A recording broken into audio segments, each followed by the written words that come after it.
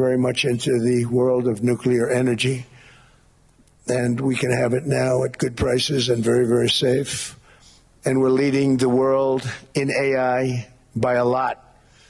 We're leading China by a lot. I think President Xi respects what we've done, in part because I've allowed these big companies building these massive buildings to build their own electric capacity. They're building their own power plants, which when added up is more than any country anywhere in the world is doing. I read recently an article in the Wall Street Journal that China's creating so much energy, and they are. I got to hand it to them.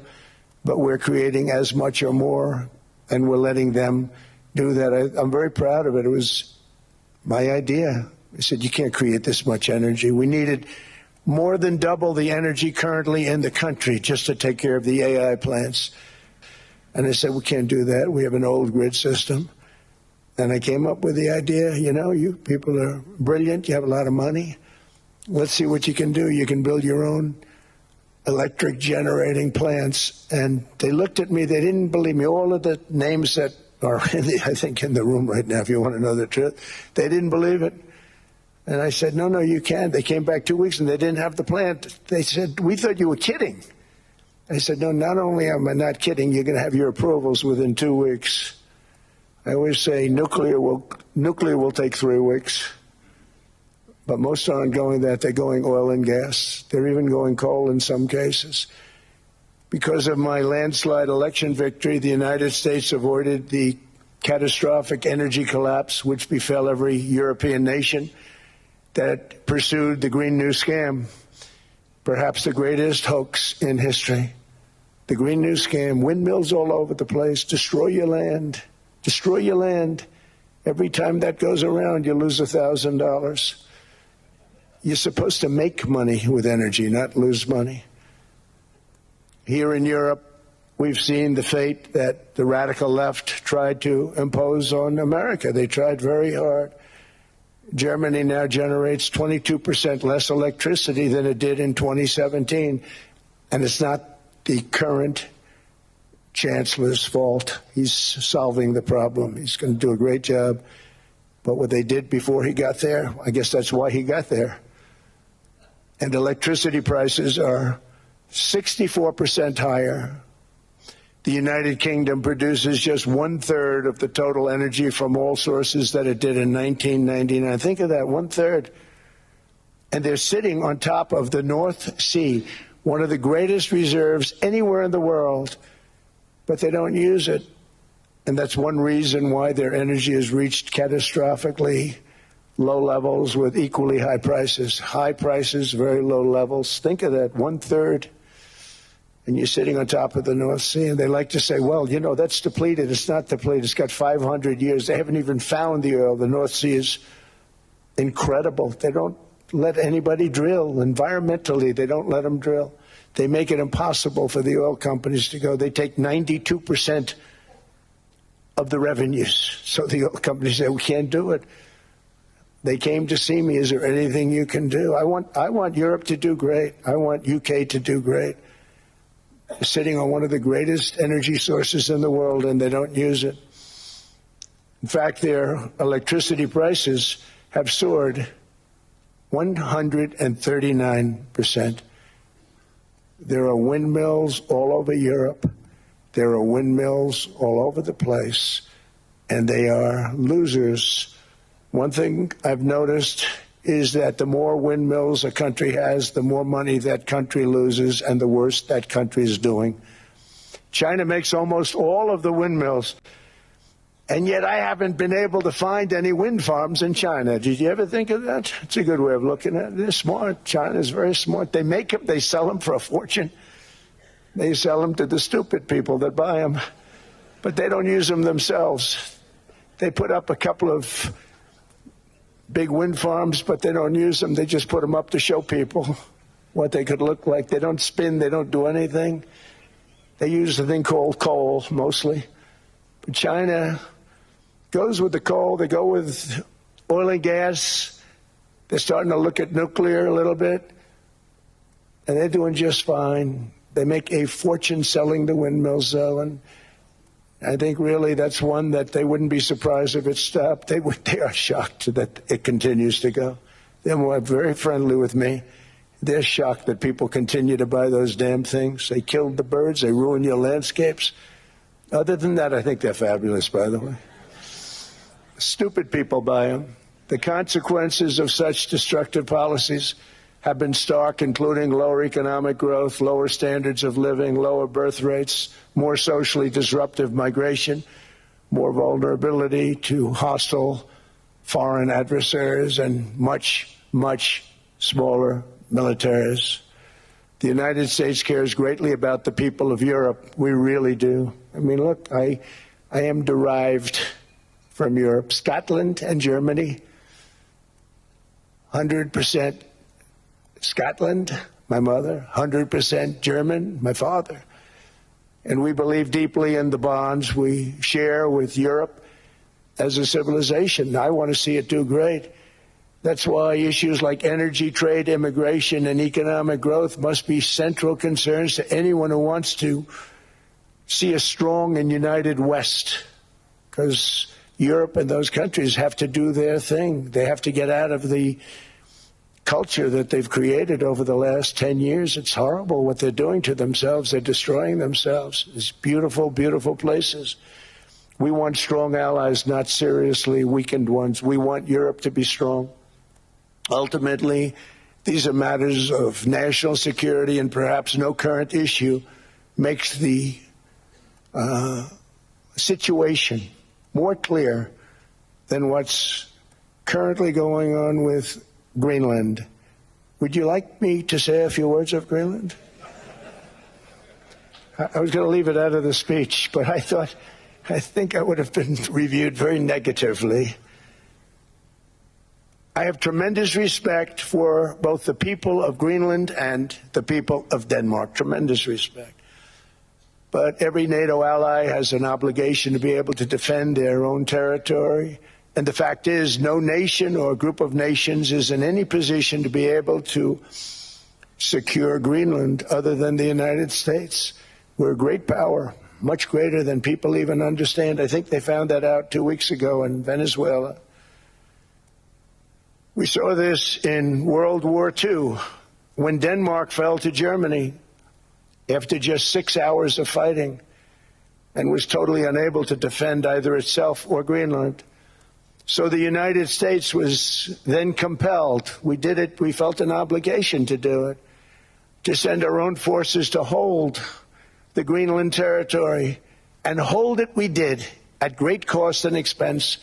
They didn't have a chance of getting on it, and they tried. Denmark knows that.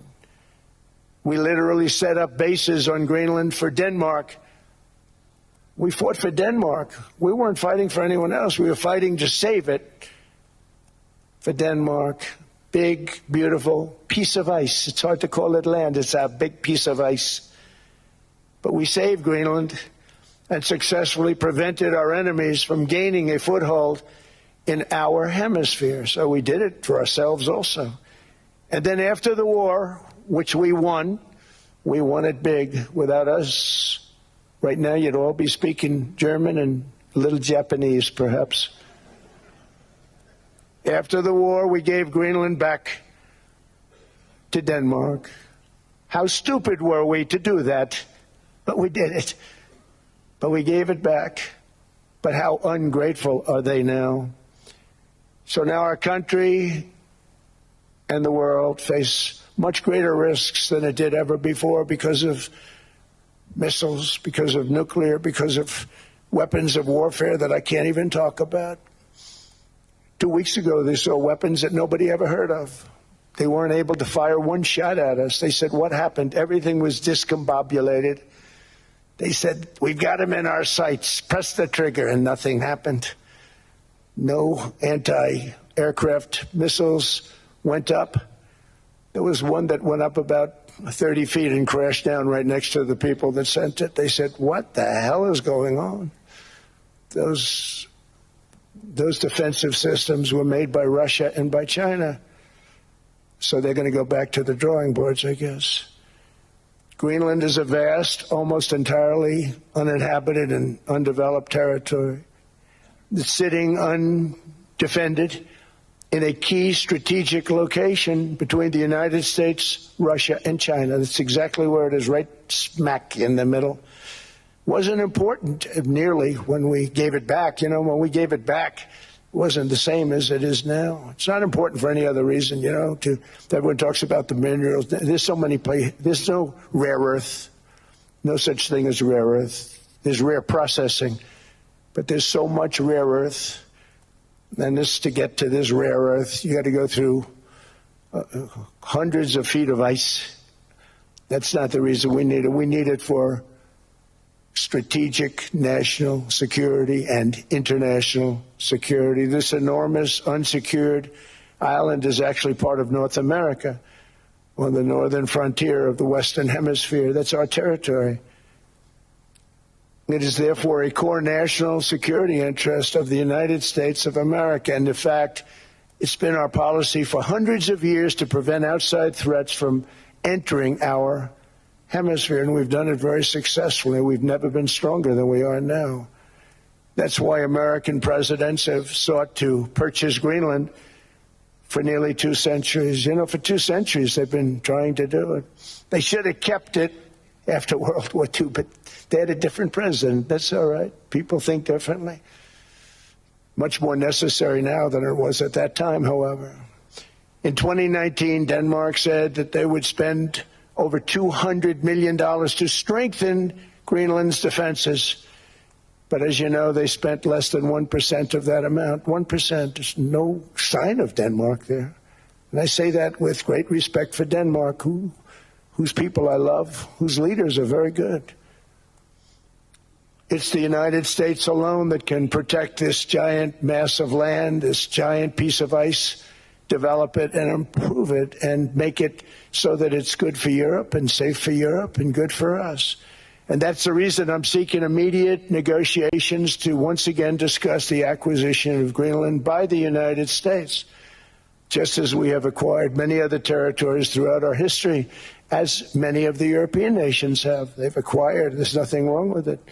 Many of them, some went in reverse, actually, if you look. Some had great, vast wealth, great, vast lands all over the world. They went in reverse. They're stuck back where they started. That happens too. But some grow. But this would not be a threat to NATO. This would greatly enhance the security of the entire alliance, the NATO alliance. The United States is treated very unfairly by NATO. I want to tell you that. And when you think about it, nobody can dispute it. We give so much and we get so little in return. And I've been a critic of NATO for many years. And yet I've done more to help NATO than any other president by far, than any other person. You wouldn't have NATO if I didn't get involved in my first term. The war with Ukraine is an example. We are thousands of miles away, separated by a giant ocean. It's a war that should have never started, and it wouldn't have started if the 2020 U.S. presidential election weren't rigged. It was a rigged election. Everybody now knows that. They found out. People will soon be prosecuted for what they did. It's probably breaking news, but it should be. It was a rigged election. Can't have rigged elections. You need strong borders, strong elections, and ideally a good press. I always say it. Strong borders, strong elections, free, fair elections, and a fair media. The media is terrible. It's very crooked. It's very biased, terrible. But someday it'll straighten out because it's losing all credibility. Think of it. When I went in a landslide, a giant landslide, won all 7 swing states, won the popular vote, won everything, and they only get negative press. That means that it has no credibility. And if they're going to get credibility, they're going to have to be fair. So you need a fair press. But you also need those other elements. And I inherited a terrible, terrible situation. If you look, the border was open. The inflation was raging. Everything was bad with the United States when I came into office. But I also inherited a mess with Ukraine and Russia, something that would have never happened. And I know Putin very well. He and I would discuss Ukraine. It was the apple of his eye, but he wasn't going to do anything. I said, Vladimir, you're not doing it. He would never have done it. It was terrible what happened. I could see it happening, too. After I left, I could see it happening. Biden had given Ukraine and NATO $350 billion, a staggering sum, $350 billion. I came in, and just like the southern border, just like inflation, just like our economy, I said, wow, this place is in trouble, meaning our country. All of these things were out of control. But the border was out of control. We fixed it with the strongest border anywhere in the world. And I've now been working on this war for 1 year, during which time I settled 8 other wars. India, Pakistan. I settled other wars that were. Vladimir Putin called me, Armenia, Azerbaijan. He said, I can't believe you settled that one. They were going on for 35 years. I settled it in 1 day. And President Putin called me. He said, you know, I can't believe I've worked on that war for 10 years trying to settle it. I couldn't do it. I said, do me a favor, focus on settling your war. Don't worry about that one. What does the United States get out of all of this work, all of this money, other than death, destruction, and massive amounts of cash going to people who don't appreciate what we do? They don't appreciate what we do. I'm talking about NATO. I'm talking about Europe. They have to work on Ukraine. We don't. The United States is very far away. We have a big, beautiful ocean separating us. We have nothing to do with it. Until I came along, NATO was only supposed to pay 2% of GDP. But they weren't paying. Most of the countries weren't paying anything. The United States was paying for virtually 100% of NATO. And I got that stopped. I said, that's not fair. But then, more importantly, I got NATO to pay 5%, and now they were paying, and now they are paying. So something nobody said was possible. They said, we will never go up higher than 2%. But they went to 5%, and now they're paying the 5. They didn't pay the 2, and now they're paying the 5. And they're stronger for it, and they have an excellent, by the way, Secretary General, who's possibly in the room. Mark, are you here? Yes, he's here. Hello, Mark. We never asked for anything, and we never got anything. We probably won't get anything unless I decide to use excessive strength and force, where we would be, frankly, unstoppable. But I won't do that. Okay? Now everyone's saying, oh, good. That's probably the biggest statement I made, because people thought I would use force. I don't have to use force. I don't want to use force. I won't use force. All the United States is asking for is a place called Greenland, where we already had it as a trustee, but respectfully returned it back to Denmark not long ago, after we defeated the Germans, the Japanese, the Italians, and others in World War II. We gave it back to them. We were a powerful force then, but we are a much more powerful force now, after I rebuilt the military in my first term and continue to do so today. We have a budget of $1.5 trillion. We're bringing back battleships. The battleship is 100 times more powerful than the great battleships you saw in World War II, those great, big, gorgeous ships, the Missouri, the Iowa, the Alabama. Because I thought maybe we could take them out of mothballs. They said, no, sir, these ships are 100, think of that, 100 times more powerful than those big, magnificent pieces of art that you saw so many times ago, that you still see on television. You say, wow, what a force. 100 times, each ship 100 times more powerful than the big battleships of the past. So that was the end of the mothball story. So what we have gotten out of NATO is nothing except to protect Europe from the Soviet Union and now Russia. I mean, we've helped them for so many years. We've never gotten anything, except we pay for NATO. And we paid for many years, until I came along, We paid for, in my opinion, 100% of NATO because they weren't paying their bills. And all we're asking for is to get Greenland, including right title and ownership, because you need the ownership to defend it. You can't defend it on a lease. Number one, legally it's not defensible that way, totally. And number two, psychologically, who the hell wants to defend a license agreement or a lease, which is a large piece of ice in the middle of the ocean where if there is a war, much of the action will take place on that piece of ice. Think of it. Those missiles would be flying right over the center of that piece of ice. All we want from Denmark for national and international security and to keep our very energetic and dangerous potential enemies at bay is this land on which we're going to build the greatest golden dome ever built. We're building a golden dome that's going to, just by its very nature, going to be defending Canada. Canada gets a lot of freebies from us, by the way. They should be grateful also, but they're not. I watched your Prime Minister yesterday. He wasn't so grateful. But they should be grateful to us. Canada lives because of the United States. Remember that, Mark, the next time you make your statements.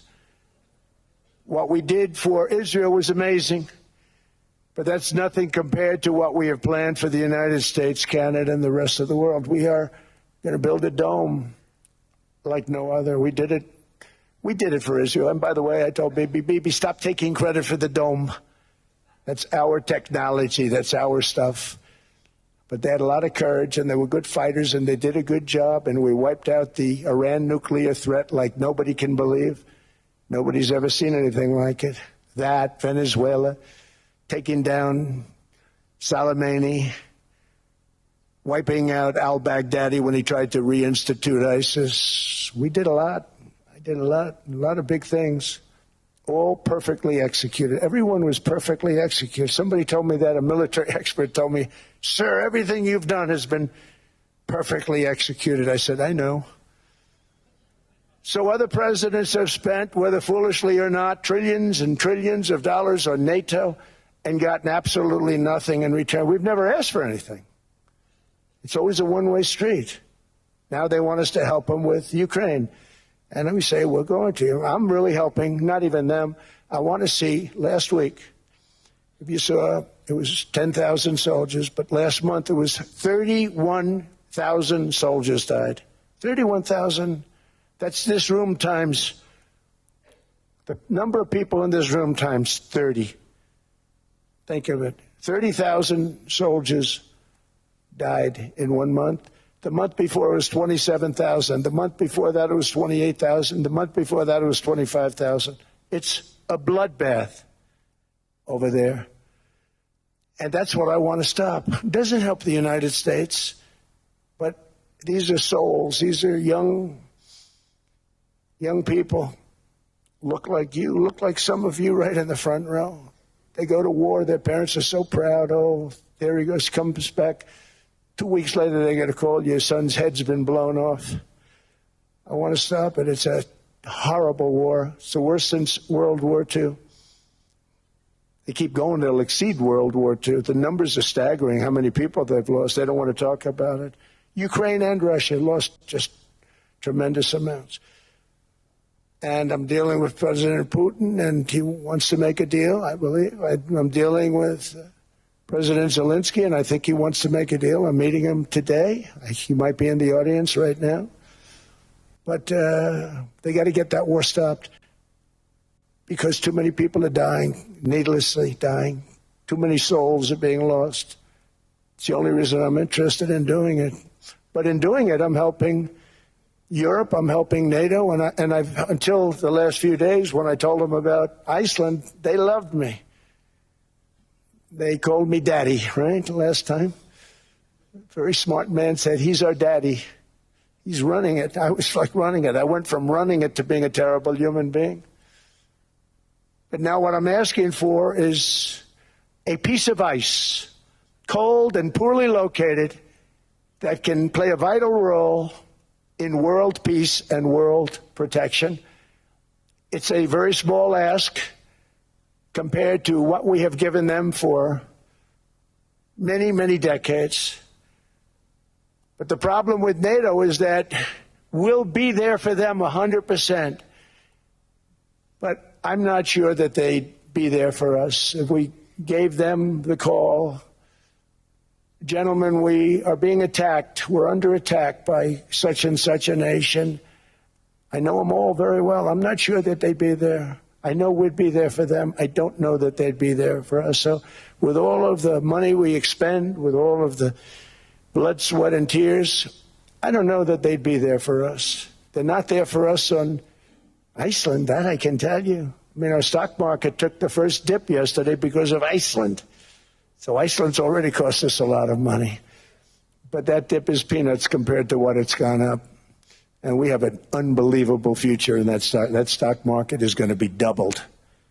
We're going to hit 50,000, and that stock market's going to double in a relatively short period of time because of everything that's happening.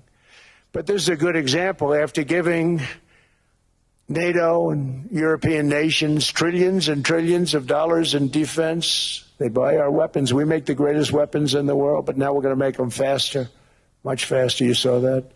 I put a cap on the salaries, and I put no buybacks, no stock buybacks, no various other things that they were doing. I mean, they were making $50 million, but it would take them 3 years to give you a Patriot missile. I said, that's not good. My chauffeur can do a better job than that, and he makes slightly less than 50. They make big salaries. If they're going to make those big salaries, they're going to have to produce a lot faster. The good news is we have the greatest equipment in the world. Now we're going to start making it a lot faster. They're going to build additional plants. And all of the money that goes into stock buybacks is going to go into building plants. We're not allowing stock buybacks by defense companies any longer. They're going to build new plants to make Tomahawks, Patriots. We have the best equipment, F-35s. F-47, the new one just coming out. They say it's the most devastating plane, fighter jet ever. Who knows? They called it 47. If I don't like it, I'm going to take the 47 off it. I wonder why they called it 47. We'll have to think about that. But if I don't like it, I'm going to take that 47 off. But it's supposed to be the Stage 6. It's supposed to be the first Stage 6 plane, undetectable, like our B-2 bombers were undetectable. They flew right over Iran. They were undetectable. And they did their job, and they got the hell out of there. So we want a piece of ice for world protection, and they won't give it. We've never asked for anything else, and we could have kept that piece of land, and we didn't. So they have a choice. You can say yes, and we will be very appreciative, or you can say no, and we will remember. A strong and secure America means a strong NATO, and that's one reason why I'm working every day to ensure our military is very powerful, our borders are very strong, and above all, our economy is strong because national security requires economic security and economic prosperity, and we have the greatest that we've ever had. Biden and his allies destroyed our economy and gave us perhaps the worst inflation in American history. They say 48 years, I say forever, but I think 48 years is the equivalent to forever. Whether it's 48 years or ever, it's terrible, costing the typical family $33,000. What they did to this country should never, ever be forgotten. It's early, but he has to be rated as the worst president we've ever had by far. The auto pen did much of the damage. The auto pen, he was the auto pen president, because I don't believe a sane president would have ever signed the kind of things that he signed. But now grocery prices, energy prices, airfares, mortgage rates, rent, and car payments are all coming down, and they're coming down fast. We inherited a mess, but we've done a hell of a job in 12 months. Under my most favored nation policy for drug prices, the cost of prescription drugs is coming down by up to 90%, depending on the way you calculate. You could also say 5, 6, 7, 800%. There are two ways of figuring that.